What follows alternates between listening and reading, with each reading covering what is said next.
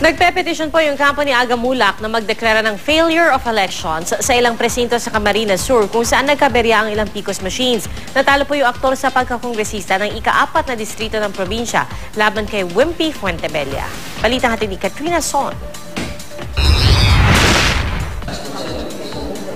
Tuluyan nang nanalo si Wimpy Fuentebella laban sa aktor na si Aga Mulak sa pagkakongresista ng 4th District ng Camarines Sur.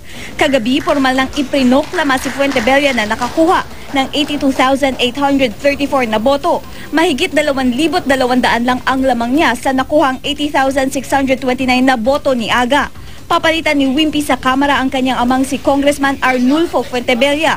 Ang kampo naman ni Aga, naghain na ng petition for failure of elections sa ilang polling precincts na may corrupted CF cards o sirang PCOS machine. Tumanggi namang magkomento kaugnay nito ang kampo ni Fuentebella. Naiproklama na rin kagabi ang 24 na taong gulang na si Mix Villafuerte bilang gobernador ng Camarines Sur.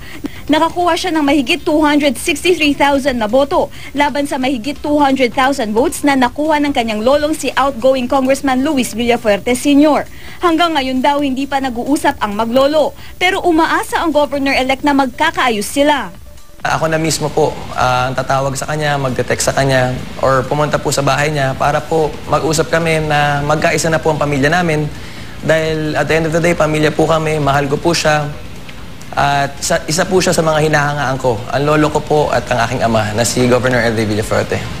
Pero ang sagot ng kanyang lolo, how can I reconcile with the hypocrite and a liar? paratang pa ng nakatatandang Villafuerte. Ang kampo ni Migs ang nagpapakalat ng mga malisyosong balita tungkol sa kanya, tulad na lang ng pagkoconsid ng kongresista at ang pagiging bedridden umano niya. Kagabi rin na iproklama si Ato Peña ng Nationalista Party bilang vice-gobernador ng Camarines Sur. Katrina Son, GMA News.